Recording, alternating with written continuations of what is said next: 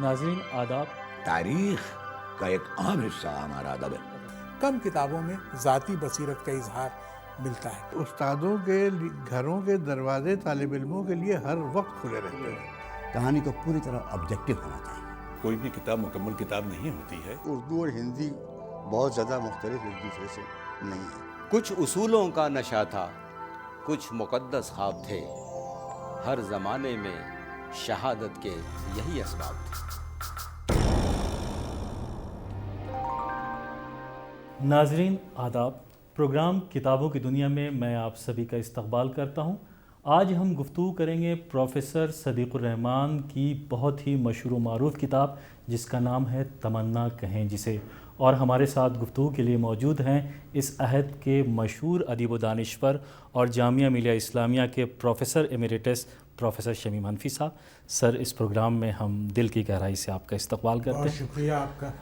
ناظرین، اس سے پہلے کہ ہم اس کتاب پر پروفیسر شمیم حنفی صاحب سے بہت تفصیل سے گفتگو کریں، اس کتاب کے بارے میں آپ کو بتانا چاہوں گا کہ یہ کتاب پروفیسر صدیق الرحمن قدوئی کی بہت ہی مشہور و معروف کتاب ہے، اور اس کتاب میں 14 مضامین پروفیسر صدیق الرحمن قدوئی نے شامل کیا ہے۔ زیادہ تر مضامین غالب اور ان کی زندگی اور ان کی شاعری سے متعلق ہے۔ ایک مضمون ذوق پر ہے اور دوسرا مضمون مومن خام مومن پر ہے۔ اس کے علاوہ بھی کچھ اور بھی مضامین ہیں۔ تو اس کتاب کے ہر پہلو پر ہم پروفیسر شمیم حنفی صاحب سے بہت ہی عالمانہ گفتگو کریں گے۔ سر، اس کتاب پر گفتگو کرنے سے پہلے میں یہ چاہوں گا کہ پروفیسر صدیق الرحمن قدوئی جو آپ کے بہت ہی عزیز دوست ہیں، علمی اور ادبی دنیا میں ان کا جو قد ہے، ان کی جو شخصیت ہے، ان کی جو حیثیت ہے، اس پر آپ کچھ ہمارے ناظرین کو بتائیں۔ اب دیکھیے رضا صاحب، کسی دوست کے بارے میں کوئی رسمی بات کرنا بہت بڑی آزمائش ہے۔ آپ کو پتہ ہے کہ صدیق صاحب میرے دوست ہیں اور بڑی دلچسپی کے ساتھ ظاہر ہے کہ ان کی زندگی کے مختلف مشاغل جن میں لکھنا پڑھنا بھی شامل ہے، ان پر میری نظر رہتی ہے اور میں ان کے ساتھ میرا وقت گزرتا ہے برابر۔ آپ کے ادارے میں برابر ملاقاتیں ان سے ہوتی رہتی ہیں، تو ذرا مشکل کام ہے کہ میں رسمی کسی طرح کی بات کروں۔ البتہ ایک بات جو مجھے محسوس ہوتی ہے وہ یہ ہے کہ جو اچھی بات ہے وہ یہ ہے کہ صدیق الرحمن صاحب پیشہ ور نقاد نہیں ہیں، یعنی تنقید ان کا ایک شوق فضول ہے، کہیے ایک کہنا چاہیے کار محبت ہے کہ کبھی ٹھیک ہے، ایک جیسے ایک ذہین قاری ہوتا ہے، کسی موضوع پر سوچتا ہے، ادب کے مختلف انہوں نے ایک لمبا عرصہ گزارا پڑھانے میں، ظاہر ہے کہ دلی یونیورسٹی میں رہے، پھر جواہر لال نہرو یونیورسٹی میں رہے، اور وہاں سے سبکدوشی کے بعد بھی ظاہر ہے کہ ان کا تعلق اس ادارے سے ہے بحیثیت سیکرٹری، تو ایک یہاں علمی ادبی سرگرمیاں جو ہوتی ہیں ان پر ان کی نظر دلی میں جو کچھ ہوتا رہتا ہے اس سے وہ رکھتے ہیں، شغف رکھتے ہیں، اپنے گھر پر پڑھنا لکھنا ان کا جاری رہتا ہے۔ ایک دوسری خوبی جو ہے ایک تو یہ کہ میں نے جیسے عرض کیا کہ وہ پیشہ ور نقاد نہیں ہے، تو یہ عام تنقید کی باتیں مجھے تھوڑی سی بیزار کرتی ہیں، کیونکہ میرے لیے وہ بہرحال بہت ایک علمی مشغلہ جو ہے، کچھ مجھ میں صلاحیت بھی کم ہے اس کی، اور دوسری بات یہ بھی ہے کہ نہیں، کوئی انکسار نہیں اس میں، اور دوسری بات جو مجھے اچھی لگتی ہے وہ یہ ہے کہ صدیق الرحمن صاحب نے ایک تو رسمی تنقید نہیں لکھی جیسے نقاد ہوتا ہے، ہر موضوع پر اس کی طبیعت حاضر ہے، جب اٹھاؤ قلم اس نے اٹھایا اور لکھنا شروع کر دیا۔ دوسری خوبی کی بات جو یہ ہے کہ ان کے سوچنے کا طریقہ جو ہے وہ کتابی نہیں، مکتبی نہیں ہے، وہ عام طور پر ذہانت سے بھرا ہوا کوئی نہ کوئی لمحہ ہے جو ان کی گرفت میں آ جاتا ہے، کسی موضوع پر بھی وہ بات کر رہے ہوں تو اس پر وہ کرتے ہیں۔ اچھا، تنقید کے وہ خود بہت قائل نہیں ہیں۔ ان کی ایک کتاب چھپی تھی جس کا عنوان ہی انہوں نے رکھا تھا، اور مجھے عنوان کتاب کا جب تجویز کر رہے تھے اس سے پہلے انہوں نے اطلاع دی تھی، جس کا نام رکھا تاثر نہ کہ تنقید۔ تو میں نے ان سے ہنس کے کہا بھی، میں نے کہا بھائی یہ تو ایک اسٹیٹمنٹ ہے، بیان ہے، یہ ٹائٹل کہاں ہے کتاب کا، یہ تو بیان آپ کا نقطہ نظر جو ہے، کہنے وہی تو ہے میرا عصمے کہ بھائی تنقید جو ہوتی ہے وہ ظاہر ہے کہ بنیادی طور پر تو ایک طرح کا تاثر ہی ہوتی ہے، لیکن یہ کسی آپ سنجیدہ نقاد سے ایسا جس نے تنقید کو اپنا زندگی موت کا مسئلہ بنا رکھا ہو، اس سے آپ کہیں کہ ایک تاثر تو وہ برا مان جائے گا، لیکن میرا خیال ہے کہ بہت اچھی بات یہ ہے کہ وہ تنقید کو ایک کار محبت، جیسا کہ میں نے عرض کیا، ایک لفظ لیبر کے طور پر اختیار کیا ہے انہوں نے، اور یہ کرتے ہیں بہت سے موضوعات پر۔ ان کی جو بنیادی دلچسپی جس سے مجھ میں ان میں ایک اشتراک، میرے ان میں بہت سی چیزیں اشتراک کی ہیں، جن میں ایک اشتراک یہ بھی کہ ہم دونوں کو 19ویں صدی سے بہت دلچسپی. میرا اپنا خیال یہ ہے کہ 18ویں صدی، 19ویں صدی، 20ویں صدی، یہ 3 صدیاں ہماری زندگی میں، ہماری بہت ہی اجتماعی اہم. زندگی میں بہت جی اہمیت بہت رکھتی اہم. ہیں. جی صدیق الرحمن صاحب نے 19ویں صدی پہ کام بھی بہت کیا ہے، یعنی فورڈیم کالج پر، دلی کالج پر، ماسٹر رام جان چندر. گلکرسٹ پر، ماسٹر رام چندر پر. جی جی اور اس کے بعد پھر وہاں کا جو ایک پورا ایک عجیب و غریب دور ہے بھائی. وہ تو یہ کہنا چاہیے کہ نابغہ روزگار لوگوں کا ایک جیسے لگتا ہے کہ ایک بھیڑ سی جمع ہو گئی تھی دلی میں. مولانا حالی نے لکھا یادگار غالب میں کہ دلی پر تو زوال کے بادل منڈلا رہے تھے اس وقت 19ویں صدی میں. ظاہر ہے کہ بہادر شاہ ظفر کا جو حال تھا یا لیٹر مغلس کا جو حال تھا وہ تو، لیکن اس کے باوجود ایسا لگتا ہے کہ ایک طرف تو یہ بے رونقی تھی، جو چیزیں اجڑ رہی ہیں، برباد ہو رہی ہیں، تباہ ہو رہی ہیں، ٹوٹ رہی ہیں، اور یہ دوسری طرف یہ تھا کہ دلی میں اہل کمال کا ایک مجمع جمع ہو گیا تھا. آپ دیکھیے کیسے کیسے بے پناہ لوگ تھے غالب کے معاصرین میں. اور غالب تو شاعر تھے، ظاہر تخلیقی آدمی تھے، لیکن ان کا سب سے رابطہ تھا ان تمام لوگوں سے جو اپنے زمانے کے بڑے بڑے فاضل لوگ تھے. صاحبائی ہیں، شائفتہ ہیں، آزردہ ہیں، سر سید ہیں. اور پھر یہ کہ ان کے سارے مطلب یہ کہ کہنا چاہیے کہ معاصرین کا تو ایک عجیب و غریب دور ہے. سر اس کتاب میں تقریباً تمام مضامین بڑے دلچسپ ہیں. میں یہ چاہتا ہوں کہ آپ ہمارے ناظرین کو یہ بتائیں کہ آپ کو کون سا مضمون اس کتاب میں سب سے دلچسپ لگا؟ رضا صاحب ایسا ہے کہ میں کوئی بھی کتاب جب اٹھاتا ہوں تو اس حساب سے تو دیکھتا نہیں کہ کون سا حصہ بہت ساری پوری کتاب ہی پڑھی. اچھا کبھی کبھی یہ بھی ہوتا ہے کہ ایک وقت میں ساری کتاب نہیں پڑھی جاتی، ایک بات جو ابھی پڑھ رکھی وہ زیادہ یاد آتی. لیکن یہ کہ مجھے سب سے زیادہ دلچسپ بات تو وہی لگی بھئی جو صدیق الرحمن صاحب نے جس کا عنوان رکھا ہے کتاب کا، آپ نے تمنا کہیں جسے، تو غالب کے یہاں اچھا عجیب بات یہ دیکھیے، غالب کے یہاں اور اقبال دونوں کے یہاں تمنا کا لفظ ایک عجب معنی رکھتا ہے. اقبال نے کہا تھا کہ فلسفہ و شعر کی اور حقیقت ہے کیا، حرف تمنا جسے کہہ نہ سکیں روبرو. ایک حرف تمنا ہوتا ہے جو پوری بات اپنے محبوب کے سامنے آپ تمنا کا اظہار اس طرح تھوڑی کرتے جیسے گنوار لوگ کرتے ہیں کہ مثلا یہ کہ بھائی ٹھیک ہے عرض مطلب پر آ گئے فوراً. تو گویا کہ آپ کی گفتگو میں ایک شائستگی، ایک حجاب، ایک ابہام، ایک ایمبیگوٹی ہوتی ہے. تو یہاں غالب کے یہاں بھی معاملہ یہی ہے کہ غالب کے یہاں تو پوری شاعری ہی ہے، گویا کہ انہوں نے اس لفظ کا بار بار استعمال کیا ہے. اور ان کا وہ جو شعر ہے کہاں تمنا اس کا، تو انہوں نے اور بھی بہت سے اشعار دیے ہیں شیخ صاحب نے. بہت زیادہ. میں ان کو اسی طرح مخاطب کرتا ہوں. تو صدیق صاحب نے یہی ظاہر ہے کہ ان کے ہاں تمنا کے لفظ کو کس کس طریقے سے غالب نے ایکسپلور کرنے کی کوشش کی ہے. میرا خیال یہ ہے کہ یہ بحث ایک تو مجھے انور معظم کے ہاں بہت اچھی لگی، ان کی ایک تحریر میں جو غالب کے ہاں تمنا کا پورا تصور ہے. اور پھر یہ کہ اس کتاب میں مجھے اچھا لگا کہ اس لیے کہ یہ ایک غالب دیکھیے انسان کی زندگی کی اس کے شعور کی کلید جو ہوتی ہے وہ کبھی کبھی کچھ لفظ بن جاتے ہیں. اقبال کے ہاں کچھ لفظ ہیں، غالب کے ہاں کچھ لفظ ہیں. غالب کے ہاں شعلہ ہے، شرر ہے، رقص ہے، تمنا ہے، اضطراب ہے، وغیرہ وغیرہ بہت سے الفاظ ہیں اور تو جو بن جاتے ہیں. تمنا غالب کا بھی ایک طریقے سے کلیدی لفظ ہے، یعنی ان کے شعور کی کنجی ہے گویا کی، تو جس میں معنی کی ایک پوری دنیا آباد ہے. تو اس میں انہوں نے بھی بہت اچھے شعروں کا انتخاب بھی کیا ہے. اور پھر یہ غالب کے ہاں فارسی شعراء کے ہاں اس لفظ کے کیا کیا معنی. ہمارے ہاں تو مسئلہ یہ رہا ہے کہ شاعری چونکہ ایک بہت بڑی تہذیبی سرگرمی رہی ہے اور ظاہر ہے کہ غالب اس تہذیب کے بڑے اچھے بڑے مستحکم نمائندوں میں ہیں.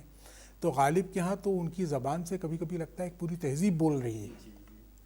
اور پھر یہ کہ وہ جس طرح دنیا کو دیکھتے ہیں، دنیا کو جس طریقے سے وہ دیکھتے ہیں، اور یعنی یہ کہ تمنا میں جس طرح ان کی زندگی کی اپنی ان کی زندگی کا اپنا آشوب جس طرح اس لفظ کے ذریعے ظاہر ہوتا ہے، تو بہت اچھا مضمون ہے. جی جی جی.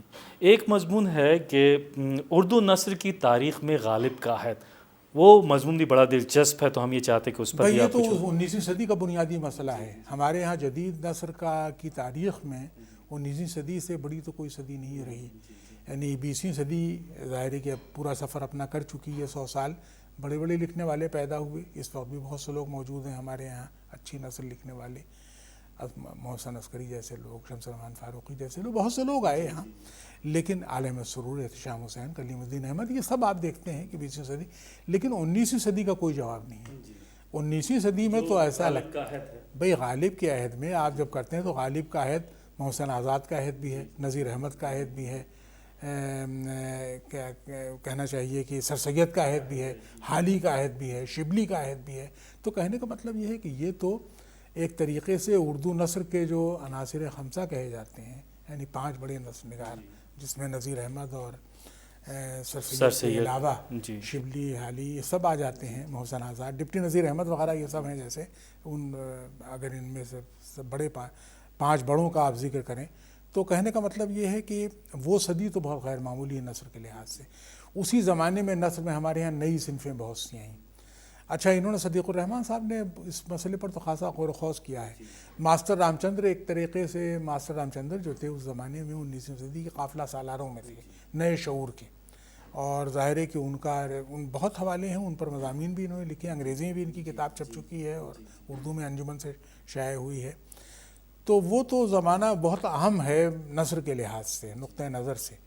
ہر چند کی ظاہر ہے کہ میں کبھی کبھی سوچتا ہوں کہ وہ صدی لکھی تو جائے گی غالب کے نام، لیکن غالب کے سلسلے میں بھی ایک دلچسپ بات، ہمارے ایک دوست مرحوم بڑے معروف شاعر تھے ادیب پاکستان کے، صلاح الدین محمود، بڑے زبردست تخلیقی آدمی تھے.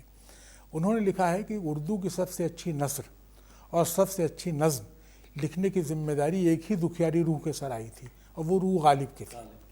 یعنی سب سے اچھی نثر بھی غالب نے لکھی اور سب سے اچھی نظم بھی غالب نے. ظاہر کی شاعری میں بھی سارے امکانات معلوم ہوتا ہے، گرچہ بھائی غالب سے پہلے امیر تھے، غالب کے بعد اقبال آئے، لیکن یہ کہ میرا تو معاملہ یہ ہے کہ بھئی غالب کی دنیا مجھے اپنی دنیا جیسی لگتی ہے. تو وہ زمانہ تو واقعی نثر کے لحاظ سے، خود غالب کی نثر جو ہے، یعنی غالب کے یہاں صرف یہ کہہ دینا کافی نہیں کہ آپ مکاتیب کو انہوں نے ایک ادبی صنف کی حیثیت دے دی اور نثر بہت، لیکن غالب کی نثر میں نے جو بنیادیں فراہم کی ہمارے جدید نثر کو، اور اس زمانے میں ظاہر ہے کہ 19ویں صدی میں اس سے آغاز ہی سوچیے آپ میر امن کے ساتھ ہوا جب خود سے 4 درویش لکھی گئی. تو کہنے کا مطلب یہ ہے کہ جب ابھی 19ویں صدی نے آنکھیں کھولی تھیں جب وہ کتاب سامنے آئی، تو اس کے بعد تو بہت غیر معمولی وہ زمانہ رہا ہے نثر کے لحاظ سے. اور اس میں جتنے مضامین نثر سے متعلق ہیں اس کتاب میں، وہ سب کے سب بہت دلچسپ لگے ہیں. ابھی کچھ گفتگو ہوگی تو میں بتاؤں گا کہ جہاں مجھے ایک اس کتاب میں بڑا دلچسپ مضمون ہے، اور وہ مضمون ایسا ہے کہ جو بہت ہی کامن ہے کہ غالب مقبول عام شاعر کیوں. تو ظاہر سی بات ہے کہ یہ غالب کی مقبولیت کے اسباب بھی انہوں نے اس میں بیان کیے ہیں. تو مجھے لگتا ہے کہ اس پر آپ بہت اچھی گفتگو کریں گے کہ غالب مقبول عام شاعر کیوں عالمی سطح پر. دیکھیے، عالمی سطح پر آپ نے جو بات کہی تو وہ تو بات مختلف ہو جاتی ہے، اس لیے کہ عالمی سطح پر غالب کے کانٹمپریریز جو تھے وہ بڑے غیر معمولی لوگ تھے. غالب کے کانٹمپریری میں ایک مضمون لکھ بھی چکا ہوں، آپ ہی کے یہاں پڑھا تھا سیمینار میں. غالب کے کانٹمپریری بودلیئر تھے فرانس کے، غالب کے کانٹمپریری ہائینے تھے جرمنی کے، غالب کے کانٹمپریری پشکن تھے روس کے، غالب کے کانٹمپریری والٹ وٹمن تھے امریکہ کے، اور اس کے علاوہ لندن انگلستان کے رومانی شعراء کا دور پورا. تو غالب کے کانٹمپریریز تو بہت غیر معمولی لوگ رہے ہیں. ہندوستان میں اس پائے کا کوئی شاعر اس وقت نہیں پیدا ہوا تھا. اور غالب کے یہاں پر معاملہ یہ ہے کہ غالب کے جیسا تو کوئی شاعر ہندوستان کی کسی زبان میں نہیں تھا اس زمانے میں. میرے دوست ہیں اشوک واجپئی، انہوں نے ایک مضمون جو آپ ہی نے غالب پر یہاں سے چھاپی ہے میری کتاب، اس میں وہ مضمون شامل ہے جس میں اشوک واجپئی نے تو یہ کہا کہ ہندوستان میں ظاہر ہے کہ ویدوں کے بعد سب سے زیادہ کہنا چاہیے کہ قابل قدر تخلیقی جو ایک حسن نظر آتا ہے وہ غالب کے کلام میں. جی، یعنی عبد الرحمن بجنوری کا جو قول تھا جی، اس کی روشنی میں جی ایک بازگشت آ گئی ان کے یہاں. تو غالب کے یہاں تو عجیب و غریب وہ ہے مقبولیت. اب ایک بہت بڑی گنجائش بھی ہوتی ہے رضا صاحب، وہ یہ ہے کہ غالب کی شاعری میں سب کو ایک ساتھ متاثر کرنے کی طاقت ہے. ایک طرف محققین اس کے پیچھے لگے ہوئے ہیں، وہ تحقیق کا کاروبار چل رہا ہے، ایک طرف فلم والے اس کے پیچھے لگے ہوئے، اس لیے کہ شخصیت بہت دلچسپ ہے. منٹو نے فلم کی کہانی لکھی، بیدی نے مکالمے لکھے، سہراب مودی نے فلم بنا دی. ایک طرف مصور اس کے پیچھے لگے ہوئے ہیں، صادقین صاحب کی تصویریں ہیں، حسین کی تصویریں ہیں جو آپ نے دیکھی ہیں، یا غالب کے اشعار پر تصویریں بناتے جا رہے ہیں لوگ. پتھروں میں مرقع چغتائی بہت عبد الرحمن چغتائی نے جو کام کیا ہے. دوسری طرف آپ یہ دیکھیے کہ غالب کو قدیم ذوق رکھنے والے، کلاسیکی ذوق رکھنے والے، جدید ذوق رکھنے والے یکساں طور پر پسند کرتے ہیں. تو وہ تو ایک عجیب و غریب شاعر ہے کہ ہر جگہ اس کے لیے گنجائش نکل آتی.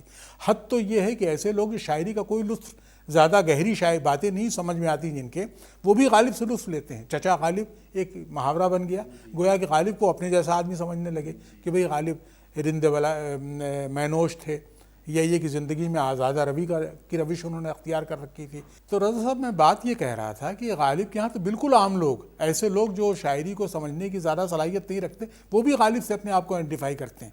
اس لیے کہ غالب کی زندگی میں جو کشادگی ہے، جو وسعت ہے، جو رنگا رنگی ہے، جو عام آدمی کے تجربے سے جس طرح ان کی زندگی قریب ہے، وہ ایک ان کو بنا دیتی ہے مقبول کہنا چاہیے. ان حلقوں میں بھی غالب پر کچھ ڈرامے کتنے لکھے گئے، غالب پر فلمیں بنتی ہیں، غالب پر یہاں کتنے لوگوں نے اسٹیج کیے ڈرامے، آج کے زمانے میں غالب کس طرح. پھر ایک غالب کی زندگی کے ساتھ بہت سے واقعات جڑے ہوئے ہیں، ان کا معاشقہ، ان کے جس پر فلم میں بھی جس کا ذکر آیا ہے، وغیرہ وغیرہ. تو ہمارے ایک دوست تھے بزرگ، بڑے مشہور لکھنے والے، ڈاکٹر آفتاب احمد، جن کی کتاب غالب پر غالب آشفتہ نوا اچھی، سب سے اچھی کتابوں میں.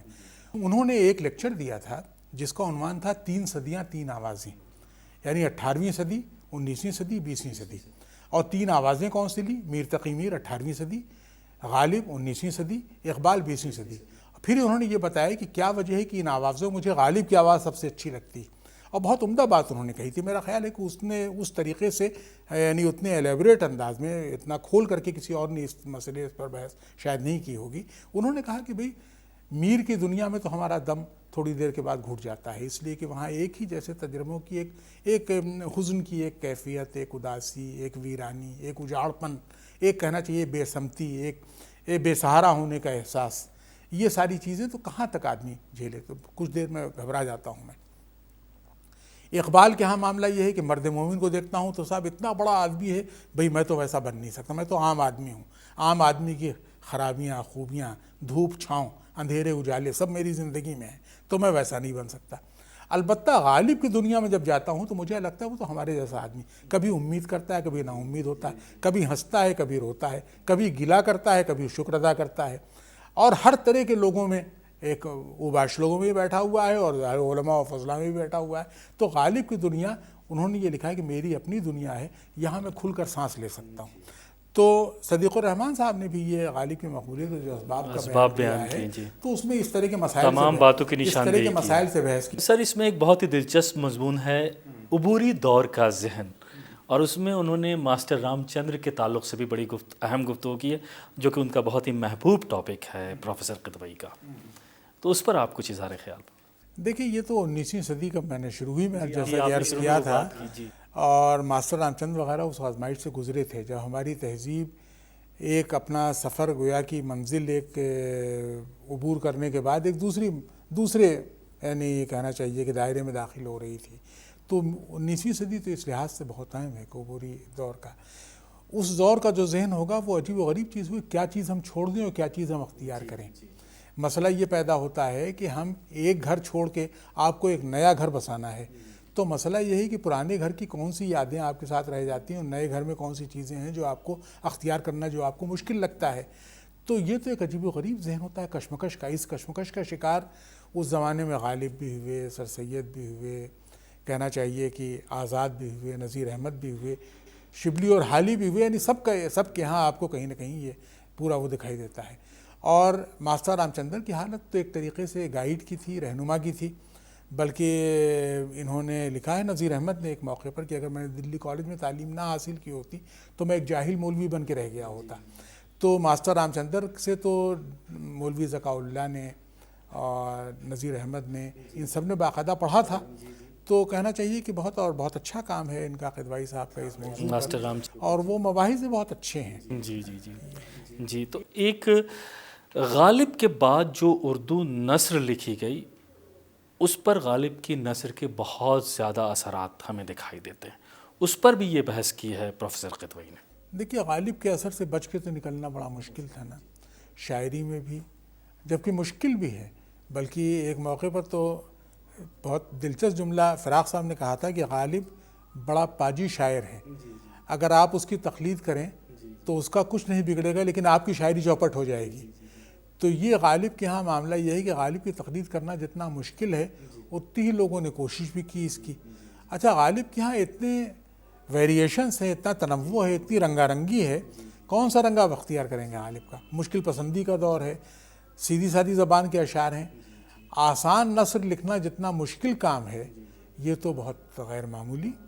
اور ظاہر ہے کہ غالب نے ایک طرف شاعری میں ایسے مشکل پسندی کی راہ، اور نثر میں وہ اتنی سہولت سے اپنی باتیں کہہ جاتا ہے، کیونکہ غالب کے یہاں نثر میں بھی ہر طرح کے نمونے ملتے ہیں، صرف ذاتی معاملات نہیں ہیں بلکہ نثر میں تہذیبی مسائل بھی ہیں، جہاں شعری مسائل بھی ہیں، جمالیات کے مسائل بھی ہیں، اس طرح کی باتیں. تو وہ تو واقعہ یہ ہے کہ اس کا اثر تو اس کا سایہ تو غالب کا پوری صدی پر دکھائی دیتا ہے. آپ کا کیا خیال ہے کہ واقعتاً وہ اثرات موجود ہیں آج کے دور میں بھی؟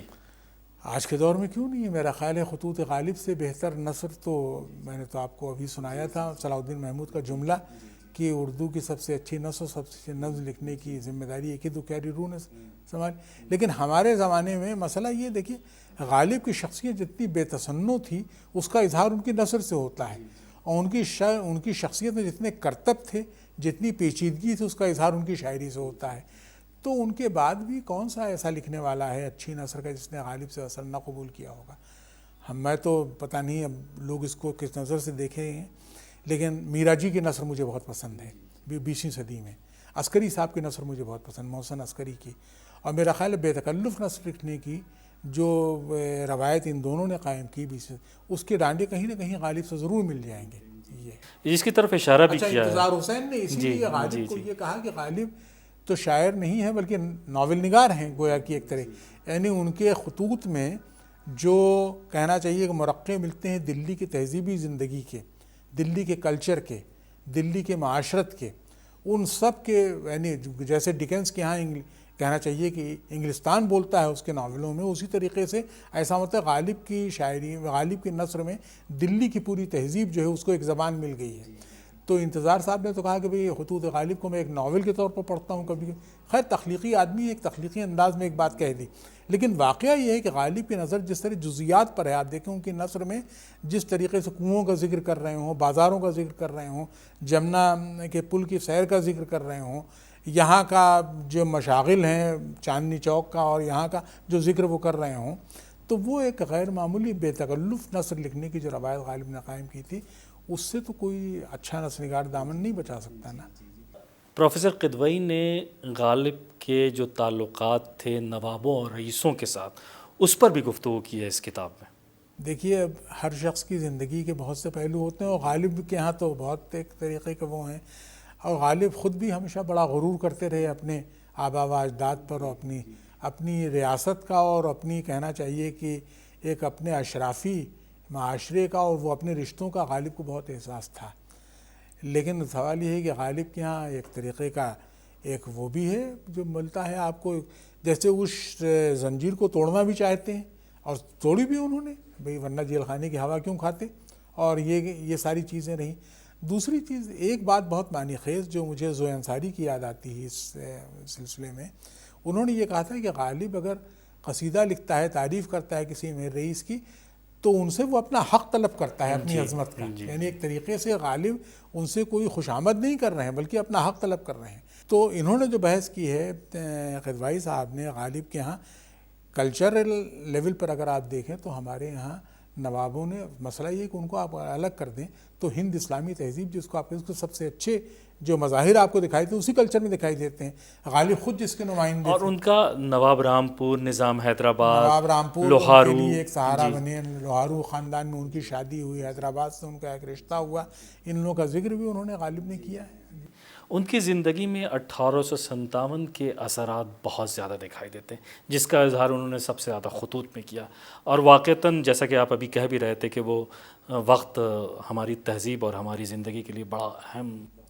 دیکھیں 1857 کے بعد تو غالب کتنے دن زندہ رہے؟ 57، 3، 60 اور 9، 12 برس اور زندہ رہے غالب، یعنی 12 سال ان کو اور ملے زندگی کے. تو 1857 تک پہنچتے پہنچتے تخلیقی اعتبار سے غالب تھک چکے تھے بڑی حد تک. شاعری تو بہت کم انہوں نے کی، زیادہ تر نثری لکھی انہوں نے. اور خطوط میں ظاہر ہے کہ جیسا آپ کہہ رہے ہیں کہ بھئی اس میں 1857 کا جو ذکر ہے، پورے آشوب کا ذکر ہے، کون دامن بچا سکتا تھا اپنا؟ غالب نے بھی بہرحال وہ کیا. گھرچند کی اس وقت مصلحتوں کے شکار بہت سے لوگ ہوتے تھے، انگریزوں کا ایک روب بھی تو تھا، ڈرتے بھی تھے، لیکن غالب کے ہاں وہ درد، وہ اضطراب، وہ بے چینی جو پیدا کی اس تجربے نے، اس کا اظہار تو غالب کے ہاں ملتا ہے. تو واقعہ یہ ہے کہ 1857 کے آشوب کا پورا مرقع غالب کے خطوط میں جس طرح دکھائی دیتا ہے وہ بہت غیر معمولی. جی سر، آخری سوال ہمارا آپ کا یہ ہے کہ اس کتاب میں مومن اور ذوق کا بھی ذکر ہے. کہ جو ڈاکٹر الگ صاحب الگ کو بہت دلچسپ انداز میں ذکر کیا ہے، اور مجھے ایک جملہ تو میں پڑھ کر کے واقعی کہنا چاہیے کہ میں بالکل اچھل پڑا، بالکل مجھے اتنا اچھا لگا یہ جملہ صدیق الرحمن صاحب کا، اور میں نے کہا دیکھیے صاحب یہ طریقہ ہوتا ہے معاصرین کے ساتھ کسی کو سمجھنے کا۔ وہ جملہ میں آپ کو اس کو میں یہاں دہرانا چاہتا ہوں۔ مومن کے نقادوں کو غالب نے آج تک ایک کل نہ بیٹھنے دیا۔ بھئی ہمارے ہاں نیاز صاحب تھے جو مومن کو غالب سے بہتر غزل کو سمجھتے تھے۔ ہمارے زمانے کے بعض محققین نے، پروفیسر ضیاء احمد بادیونی، ان کے بیٹے ظہیر صاحب، وہ سب ظاہر کہ مومن کو بڑے قائل تھے، مومن کو مرتب کیا تھا اور یہ سب تھا، اور مومن بہت باکمال شاعر تھے۔ مومن، ذوق، غالب، یہی تو شاعر، شاہ ظفر، یہی تو شاعر تھے۔ ان میں بھی آپ یہ دیکھیے غالب کتنے مختلف ہیں، لیکن یہ جملہ جو صدیق الرحمن صاحب نے لکھا ہے مجھے بھائی بہت اچھا لگا۔ مومن کے نقادوں کو غالب نے آج تک ایک کل نہ بیٹھنے دیا۔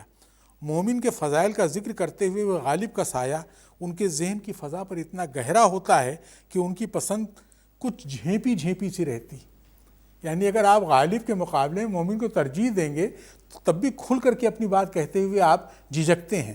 غالب بہت بھاری پتھر ہے بھائی، اور ظاہر ہے کہ تو بہت عمدہ یعنی جائزہ لیا ہے انہوں نے، اور یہی صورتحال ذوق کے معاملے میں۔ کوئی مقابلہ غالب کا جو پورا ویژن ہے، ایک مجموعی ادراک جو ہے، مجموعی طور پر آپ 1 منٹ کے لیے اس کتاب پہ کچھ فرما دیں۔ بھائی میرا خیال یہ ہے کہ دیکھیں 14 مضامین ہیں۔ غالب کی حیثیت تو ایک مصرع طرح کی ہے۔ جی۔ ہر سال آپ کے یہاں سیمینار ہوتا ہے، غالب اکیڈمی میں سیمینار ہوتا ہے، اور بھی ہندوستان میں کہیں نہ کہیں غالب پر کوئی نہ کوئی جلسہ ہوتا رہتا ہے۔ کتنے پرچے لکھے جاتے ہیں، ایک انڈسٹری ہے پوری۔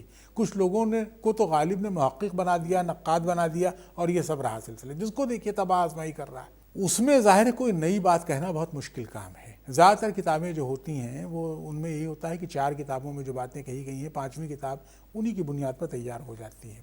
کم کتابوں میں ذاتی بصیرت کا اظہار ملتا ہے۔ اس کتاب کی خوبی یہی ہے کہ یہ اس طرح کا کوئی راستہ اختیار کرنے کی مصنف نے کوشش اس لیے نہیں کی کہ وہ پیشہ ور نقاد ہے ہی نہیں ہے، وہ تو تنقید کو اپنا تاثر کہتا ہے۔ ایک کہنا چاہیے کہ جو عکس اس کا ذہن قبول کرتا ہے کسی فن پارے کو، کسی فنکار کو دیکھتے وقت، اس کا ذکر وہ کر رہا ہے۔ تو میرا خیال ہے کہ یہ خوبی اس کتاب کی بھی ہے، اور اس لحاظ سے اس کتاب کو بہرحال دلچسپی سے میرا خیال ہے پڑھا جائے گا، اور دلچسپی سے پڑھنا چاہیے۔ پروفیسر شمیم حنفی صاحب، آپ کا بہت بہت شکریہ، بہت ہی عالمانہ اور بہت ہی اہم گفتگو آپ نے اس کتاب سے متعلق ہمارے ناظرین کے سامنے پیش کی۔ بہت بہت شکریہ۔ تو ناظرین، آپ نے دیکھا کہ پروفیسر شمیم حنفی صاحب نے پروفیسر صدیق الرحمن صاحب کی جو کتاب ہے جس کا نام ہے تمنا کہیں جسے، اس پر کتنی اہم اور معلوماتی گفتگو کی ہے۔ اگلے ایپیسوڈ میں ہم پھر حاضر ہوں گے کسی نئے ایکسپرٹ کے ساتھ اور ایک نئی کتاب کے ساتھ۔ تب تک کے لیے آپ ہمیں اجازت دیجیے۔ آداب۔